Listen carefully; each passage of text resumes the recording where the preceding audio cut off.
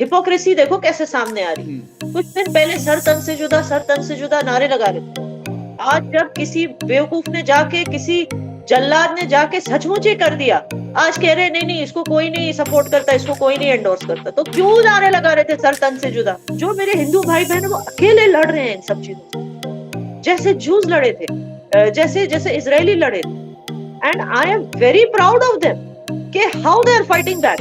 आज इस्लाम की बेइज्जती हो रही है, इन टेररिस्ट की वजह से इस्लाम की बेइज्जती हो रही है, और हम एज मुस्लिम्स चुप हैं। हमारी जो इज्जत है ना मुसलमानों की, खाक में मिल जाएगी अगर हमने इसके खिलाफ अगर नारे नहीं लगाए। हिंदू जो लड़ रहा है भारत में, वो इसलिए लड़ रहा है कि मैं बराबर का नागरिक हूं। आपको इस चीज को सुन के शॉक होगा, आप हैरान रह जाएंगी कि ये कौन सी अजीब सी बात है। आप 82-83% है, फिर भी कह रहे हैं आपके खिलाफ डिस्क्रिमिनेशन हो रहा है। आप हमारे देवी देवताओं को गाली देंगे तो एज अ हिंदू मेरा ये फर्ज बनता है कि मैं तालियां बजाऊं, मैं बोलूं कि यार क्या गाली दी, मजा आ गया, एक और गाली सुनो। पर अगर मैं जवाब दे दूं, गलती से अगर मेरी इतनी औकात बढ़ गई और मैं अपनी औकात से बाहर चला गया और मैंने जवाब दे दिया, मुझे बुरा लगा, तो सर तन से जुदा। और सर तन से जुदा के बाद जो हमारा टॉप लेयर है या कोर्ट्स हैं, वो ये बोलेंगे बेटा तुमने बोला था, तुम्हारा सर बिल्कुल ठीक कटा है। अगर इंडियंस देख रहे हैं और उनको चिट चढ़ रही तो सही चढ़नी चाहिए। आप तो बिल्कुल ठुस कौम है। 1 बिलियन आदमी बर्दाश्त कर रहा है सर तन से जुदा। एक साला उठा के मुंह पे थप्पड़ मारो ऑन लाइव कैमरा।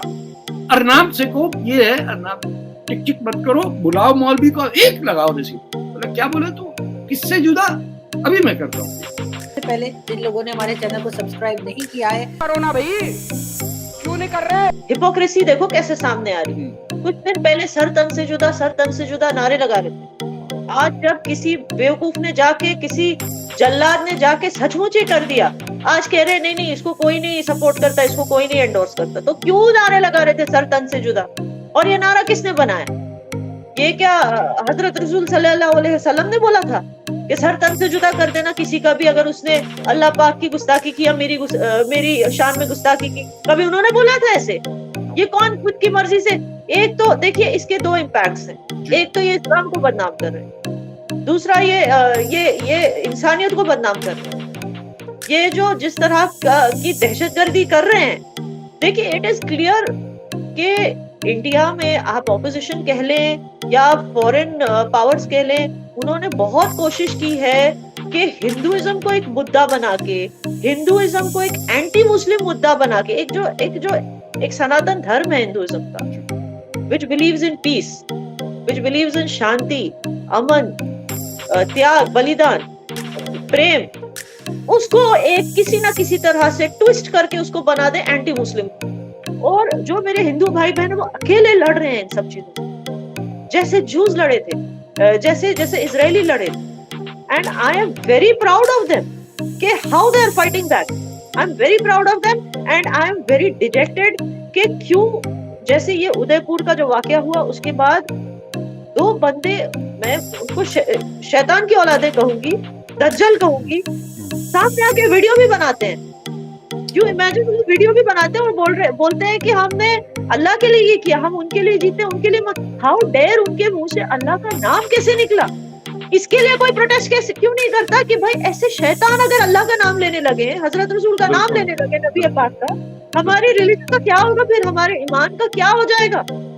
अगर ऐसे शैतान सामने आके बोलेंगे हम मुसलमान हैं और हम इस्लाम के नाम पे ये कर रहे हैं, हमारी जो इज्जत है ना मुसलमानों की, खाक में मिल जाएगी अगर हमने इसके खिलाफ अगर नारे नहीं लगाए।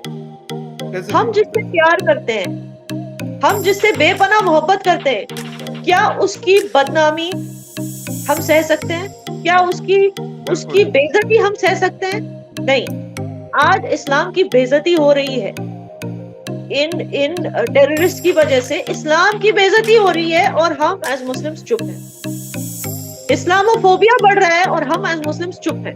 हम सिर्फ सर तन से जुदा तब बोलेंगे जब कोई नुपुर शर्मा आके कुछ बक देती है डिबेट पे। उनके बकने से थोड़ी ना प्रॉफिट मोहम्मद की शान में कोई गुस्ताखी आएगी। वो कहते छोटे शख्स से कि एक नुपुर शर्मा के बक देने से कुछ होगा, मगर जो ये इंसानियत को हलाक कर रहे हैं, जो ये टेररिस्ट उदयपुर वाले और ऐसे कई सारे टेररिस्ट जो इंसानियत को हलाक करते हैं इस्लाम के नाम पे, वो इस्लाम की इज्जत खाक में मिला रहे, तबाह कर रहे, उनके खिलाफ हम कुछ क्यों नहीं बोलते? मतलब हम ना अल्लाह पाक से प्यार करते हैं, ना हम हजरत रसूल से मोहब्बत करते हैं, क्योंकि एक्चुअली इनकी इज्जत खाक में इनकी वजह से मिल रही है। इस्लाम के नाम पे टेररिज्म करके सबसे बड़ी गाली, आप छोड़िए वो जो गाली हिंदुइज्म को देते, सबसे बड़ी गाली वो इस्लाम को देते, मुझे ऐसे लगता है। और हम इसको कंडेम नहीं करते, वो भी उनके साथ मिले हुए इनडायरेक्टली।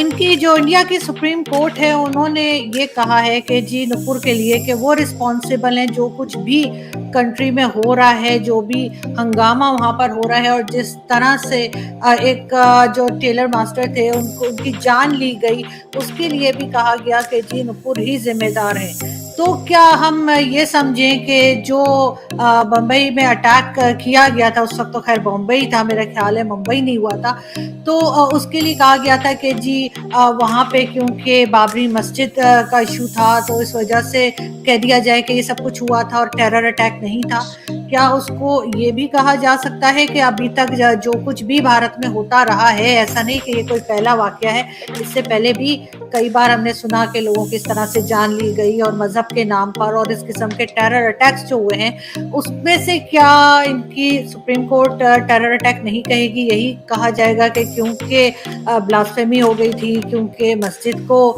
डिमोलिश किया गया था, या इसी किस्म के रीजंस देंगे और उसमें से टेरर निकाल देंगे क्या? यानी कि अगर आप कुछ बोलेंगे आपका कत्ल हो जाएगा और गलती किसी और की होगी, आपकी गलती नहीं है। मैं एज अ लेमैन, एक आम आदमी की तरह मैं तो यही समझूंगा कि भाई अगर किसी ने प्रॉफेट मोहम्मद को कुछ बोला टेलीविजन शो पर, और किसी तीसरे आदमी जो कि 1000 किलोमीटर दूर है अमरावती या कई 100 किलोमीटर दूर है उदयपुर में, अगर वो कहता है टीवी शो को सपोर्ट करता है, तो उसका गला काटना, एंड इट्स ऑल राइट, आपने मार दिया, हिंदू था, आपने गला काट दिया, कोई इशू नहीं है। मैं इसको कम्युनल रंग नहीं देना चाहता, लेकिन पहलू खान के लिए जितने रुदाली आए थे सड़क पे छाती पीटते हुए कि पहलू खान को मार दिया, और गलत मारा पहलू खान को, मैं ये नहीं कह रहा कि सही मारा, बिल्कुल गलत मारा, and the killers must be punished. लेकिन क्या होता है, ये हिंदुओं में गुस्सा क्यों है, मैं आपको बताता हूँ, और आपको बड़ा सरप्राइज होगा जो मैं आपको बता रहा हूँ। इस देश में करीब 82-83% या फीसद हिंदू हैं। भारत एक हिंदू मेजॉरिटी कंट्री है, कॉन्स्टिट्यूशनली सेक्युलर है, और यहां पे हिंदू की जो लड़ाई है वो बराबरी की है। हिंदू जो लड़ रहा है भारत में, वो इसलिए लड़ रहा है कि मैं बराबर का नागरिक हूं। आपको इस चीज को सुन के शॉक होगा, आप हैरान रह जाएंगी कि ये कौन सी अजीब सी बात है। आप 82-83% है, फिर भी कह रहे हैं आपके खिलाफ डिस्क्रिमिनेशन हो रहा है। हिंदुओं के खिलाफ भारत में डिस्क्रिमिनेशन होता है, और मैं आपको बताता हूं क्यों होता है। क्योंकि इसको इंटेलेक्चुअल सैंक्टिटी है इंडिया में, इसको इंटेलेक्चुअल कवर है। जब तक आप हिंदू को गाली नहीं देंगे, जब तक आप हिंदू देवी देवताओं को गाली नहीं देंगे, आप इंटेलेक्चुअल नहीं बनेंगे इंडिया में। ये बड़ा अनफॉर्चुनेट है जो हमारे देश के साथ है। आप जिसको वो लुटियंस गैंग कहता है ना, अर्नब गोस्वामी, आपने अर्नब की शोज में आप खुद कई बार आ चुकी हैं, जिनको लुटियंस गैंग कहता है, वो कौन है लुटियंस गैंग? यही लोग हैं जो कवरिंग फायर देते हैं। जब MF हुसैन, अब वो इस दुनिया में नहीं रहे, तो उनके बारे में मैं कोई उल्टी सीधी बातें नहीं कहना चाहूंगा, लेकिन जब MF हुसैन नॉर्मल पेंटिंग बना रहे थे, तो he was a great painter. वो घोड़े छोड़े की पेंटिंग बनाते थे, वो बड़े ग्रेट पेंटर थे। जब उन्होंने हमारे देवी देवताओं की अभद्र और नंगी तस्वीरें बनाना शुरू करी, तो वो लेजेंड बन गए। कोर्ट का ऑब्जर्वेशन क्या कहता है नुपुर शर्मा के बारे में, कि नुपुर ही है फसाद की जड़। ठीक है, नुपुर की ही वजह से हो रहा है। यानी कि वो जो 2 टेररिस्ट थे जिन्होंने कन्हैया लाल जी की गर्दन काटी, उनकी गलती बिल्कुल।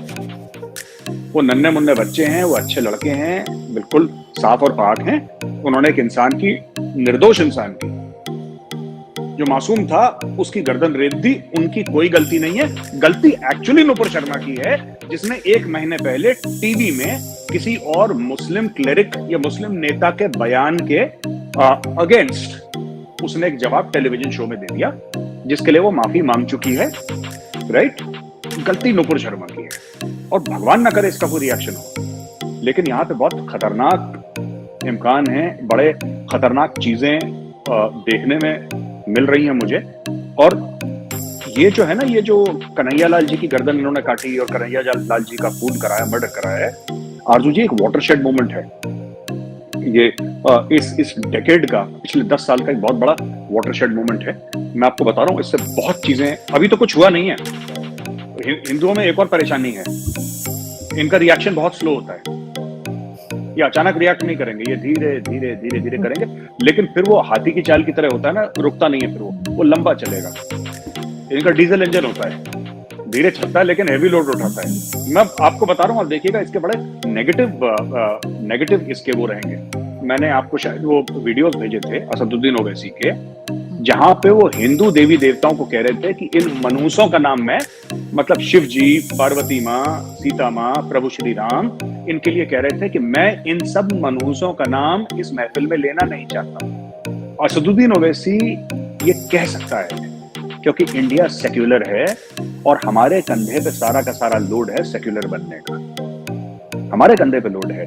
तो आप अगर ये बोलेंगे, आप हमारे देवी देवताओं को गाली देंगे, तो एज अ हिंदू मेरा ये फर्ज बनता है कि मैं तालियां बजाऊं, मैं बोलूं कि यार क्या गाली दी, मजा आ गया, एक और गाली सुनो। पर अगर मैं जवाब दे दूं, गलती से अगर मेरी इतनी औकात बढ़ गई, एक मुल्क में जो कि 82-83% हिंदू है, 83% हिंदू है, अगर मेरी एज अ हिंदू इतनी औकात बढ़ गई और मैं अपनी औकात से बाहर चला गया और मैंने जवाब दे दिया, मुझे बुरा लगा, तो सर तन से जुदा।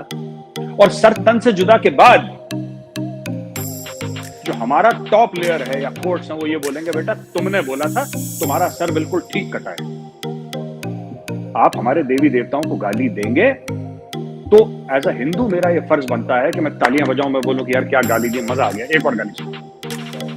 पर अगर मैं जवाब दे दूं, गलती से अगर मेरी इतनी औकात बढ़ गई और मैं अपनी औकात से बाहर चला गया और मैंने जवाब दे दिया, मुझे बुरा लगा, तो सर तन से जुदा।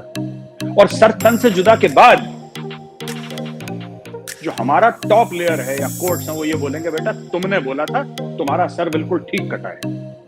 कन्हैया लाल की जिस तरह से उनको मारा गया और 2 मुसलमानों ने मारा है, और उसके बाद ना सिर्फ मारा बल्कि वीडियो बनाई और हर तरह से अपने आप को बड़ा बताया कि जी कोई कारनामा जैसे करके आ रहे हैं, जिस पर मैं और मेरे जैसे बहुत से मुसलमान जो हैं वो पाकिस्तान में भी हम बहुत शर्मिंदा हैं और हम बहुत ज़्यादा फिक्र भी कर रहे हैं कि इस चीज़ को किस तरह से रोका जाए और किस तरह से हिंदुस्तान जो है अपने यहाँ ये सब कुछ बढ़ता हुआ ना देखे, और बल्कि इन लोगों को सख्त से सख्त सजा दी जानी चाहिए, लेकिन आगे के लोगों के लिए भी कोई सबक होना चाहिए कि कोई इस किस्म का स्टेप ना ले और कोई किसी की जान यूं ना ले। उसमें आप मुशायरों में जाइए और नारे लगाइए, सर तन से जुदा, सर तन से जुदा। लोग कहेंगे वाह वाह क्या बात की, क्या वजन बैठा। अरे साहब क्या बात कर दी, क्या है गुस्ताखे रसूल की एक ही साथ तन तन। ये इनका कल्चर बन गया। ये अपनी म्यूजिक और धुन जो बना रहे हैं वो दूसरे के खून बहाने पे बना रहे हैं। ये को बात है सर तन से जुदा। अब कह देते सर जिस्म से तन सदा, रोज में भी तो कहते नहीं, उसमें अंदाज देखिए। उन्होंने पैसे कमाने, MBA करना, रंग गोरे करने वाली क्रीम लगाई हुई दुल्हन चाहिए, अम्मा शादी करा दो। NRI बैठे हुए कितने हैं अमेरिका में। कभी किसी सुना है किसी इंडियन ने कोई प्रोटेस्ट किया कि ये मिनेसोटा की कांग्रेस वुमन इल्हाम उमर, जिसने भाई से शादी की थी वीजे के लिए, वो लाइन ऑफ कंट्रोल पे जाके इंडिया को गालियां दे के आगे इंडियन चुप करके बैठे थे, पता नहीं कौन है। अरे जाओ उसकी कंस्टिट्यूएंसी में कैंपेन करो, उसके अगेंस्ट हराओ। हमें मना किया अम्मा ने कि सियासत में हिस्सा मत लो बेटा, पैसे बनाओ, वो अच्छी सी शादी कर देंगे। ये इंडिया, अगर इंडियंस देख रहे हैं और उनको चिट चढ़ रही तो सही चढ़नी चाहिए। आप तो बिल्कुल ठुस कौम है। 1 बिलियन आदमी बर्दाश्त कर रहा है सर तन से जुदा। एक साला उठा के मुंह पे थप्पड़ मारो ऑन लाइव कैमरा। अरनाम से को ये है, अरनाम टिक टिक मत करो, बुलाओ मौलवी को, एक लगाओ रिसीव। मतलब क्या बोले तो किससे जुदा। अभी मैं करता हूँ। इस वीडियो को लाइक करिए और हमारे चैनल को जरूर सब्सक्राइब करिए कि हमारा मनोबल बढ़े और नया नया कंटेंट रोज आपके लिए लेकर आए।